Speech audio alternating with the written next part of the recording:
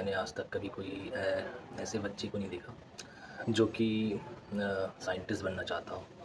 ज़्यादातर बच्चे का ये वीडियो देखने को मिलने आया है कि वो कोई बाबा बनना चाहता है, कोई मौलवी या फिर कोई फ़ादर बनना चाहता है या पोप बनना चाहता है। लेकिन 5 इयर्स के बाद से 15 इयर्स के बीच में अभी तक के ऐसे कोई वीडियो सामने नहीं आया, किसी ने मेरे को भेजा भी नहीं।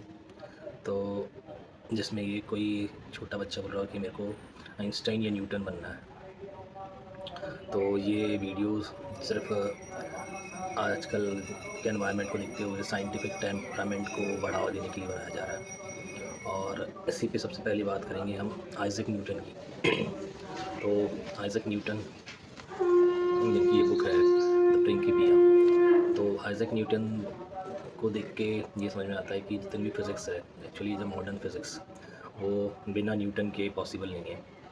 तो न्यूटन ही वो फर्स्ट पर्सन है जिसने मैथमेटिकली नेचर को समझा और मतलब फ़िज़िक्स को डेवलप किया, जो कि जैसे कि उसके बहुत से एप्लीकेशंस हैं कि जैसे रॉकेट्स जो आज स्पेस में जा पा रहे हैं, या फिर जितना भी मैकेनिक्स है, जितने भी मोटर्स का और मशीन्स जितनी चल रही है, वो सब न्यूटन्स के प्रिंसिपल्स और उसके बनाए लॉज के ऊपर है। ग्रेविटी का सबसे बड़ा नियम, 11.2 किलोमीटर पर सेकंड की जो स्केप वेलोसिटी है, उसके थ्रू ही आज काफ़ी सैटेलाइट्स और रॉकेट्स स्पेस में जा चुके हैं।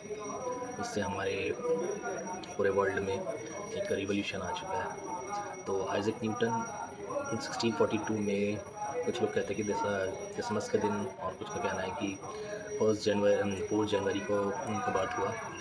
बचपन से न्यूटन की हालत बहुत ख़राब रहती थी, हमेशा बीमार रहना, और वो एक प्री मैच्योर फिर भी आइज़ैक न्यूटन एक ऐसी पर्सनालिटी थी जिनकी वजह से ही आज का मॉडर्न फिज़िक्स, आज का मॉडर्न साइंस, आज का मॉडर्न वर्ल्ड आज सामने आता है। इसलिए सबसे पहले न्यूटन, जो कि सबसे ज़रूरी है पूरे वर्ल्ड को समझने के लिए और किड्स के लिए, तो सबसे पहले न्यूटन को पढ़ना चाहिए। उसके बाद बाकी साइंस ऑटोमेटिकली समझ में आ जाएगी। ओके। पढ़ाई लिखाई में ज़्यादा उतना इंटरेस्ट नहीं था, इतना एक्सपेरिमेंट करने में था। तो अकेले बैठ के वो एक्सपेरिमेंट्स करते थे और वो बुक्स पढ़ते थे जिसमें मतलब साइंस से रिलेटेड जितने भी, या फिर नेचर से रिलेटेड जितने भी क्वेश्चंस सॉल्व होते हों, उसके बारे में सोचते थे। अब कई लोगों का ये कहना है कि ग्रेविटी न्यूटन ने एक एप्पल गिरने के सर पे एप्पल गिरने के बाद डिस्कवर किया, जबकि ऐसा नहीं है। न्यूटन ने बचपन से ही ग्रेविटी के बारे में सोचना शुरू कर दिया था।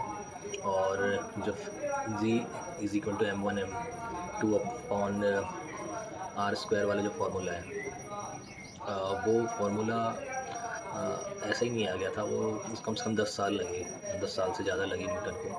हालांकि 24 इयर्स की एज में न्यूटन ने लॉज ऑफ मोशंस डिस्कवर्ड कर लिए थे, इन्वेंट कर लिए थे। और जो बुक मेरे पास है प्रिंकिपिया, इस बुक में न्यूटन के जितने भी मैथमेटिकल और फिजिक्स के जितने भी नियम खोजे गए हैं उसके बारे में बताया गया है। पर ये बुक भी ऐसे ही नहीं आ गई कि न्यूटन को बहुत शौक़ था कि वो ये ऐसा सब करे। न्यूटन एक्चुअली अपने जितने भी साइंटिफिक वर्क्स है उसको कभी प्रिंट ही नहीं करना चाहते, क्योंकि उनको ये डर था कि ये सारे जो लॉज है उन वो न्यूटन के ऊपर कई लोगों ने ये ब्लेम किया था कि वो किसी से चुराए हुए हैं, प्रिंट नहीं है। लेकिन एडमंड हेली, जो कि एक उनके फ्रेंड है, तो उनने इस बुक को अपने पैसों से छपवाया फर्स्ट टाइम।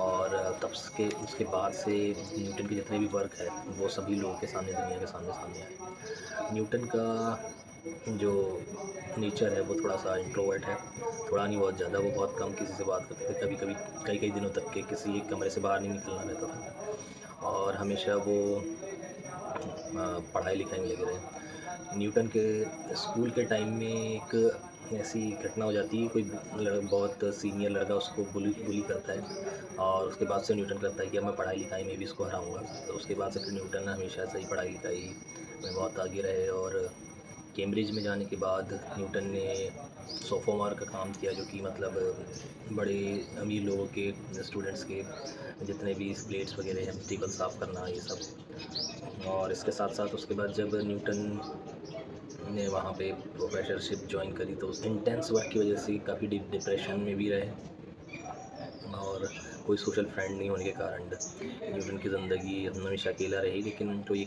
साइंटिफिक वर्क्स करने में मज़ा आता था। और उनके उस समय बनाए गए नियम बहुत से स्टूडेंट समझ नहीं पाते थे, इसलिए कई बार हमने खाली क्लास को भी पढ़ाया। तो न्यूटन हो का जितना भी लाइफ का टाइम गया है वो नेचर को समझने में गया है, अभी बहुत सारा समय निकाला है, बाइबल को पढ़ने में बहुत सारा समय निकाला है। हालाँकि